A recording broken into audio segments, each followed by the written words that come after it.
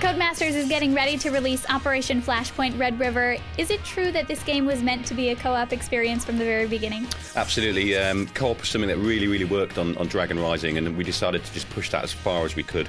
The game is literally built around 4-player co-op. There's a 4-man fire team, 4 classes to choose from. There's a really nice lobby system so you can join the game really quickly. And trying to get that concept of always being online, so whenever you're playing, a friend comes online and bang, he jumps in the game and he's there with you.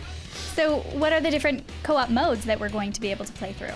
So as well as the campaign, there's 4 stand-alone fire team engagements, we call them, and these are basically co-op modes. They're quick fixes, quick jump in and play.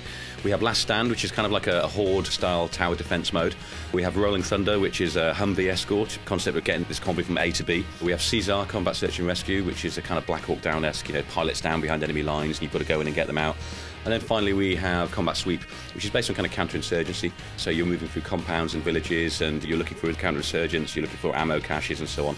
But the great thing about all of them is they're different every time you play them. The spawns are different, the way the AI reacts is different, so you really need to be on your toes when you're playing it. So you're on a 4-person fire team. What are the different classes of characters, and why is it important to have a good mix? We really wanted to give these guys character this time around. We wanted people to want to experience different types of gameplay. So 4 classes we've got the Rifleman, who's kind of the jack of all trades. He gets all the cool attachments and so on. Then we've got the Grenadier, who's very much about impact, close quarters battle, explosive ordnance, more of a marksman kind of role. And his strength is vision. He can really take in long-range encounters.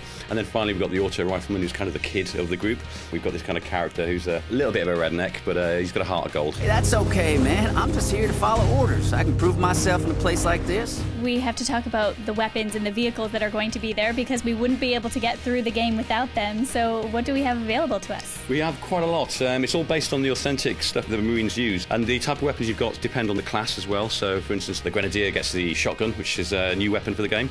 Scoutsman's got the designated marksman rifle and the enhanced marksman rifle. So these are all based on the authentic tools that the guys have when they're actually in the field. But one of the things we've done with that is we've really tried to give each gun its own character from a handling point of view, almost in the same way that you get in a racing game where one car feels different to another car.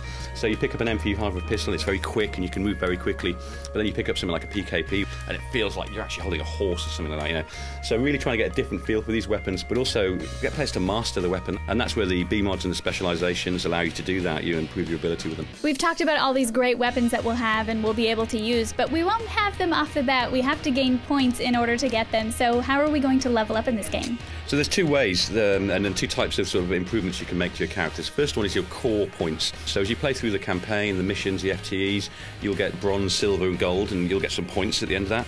And you can spend those points on your core skills. So that's things like sprinting, endurance and so on.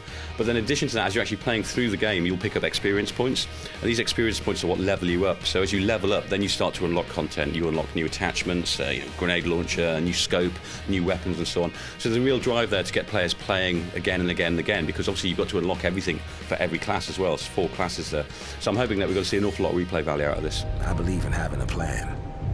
And trust me, I got the gun part covered too.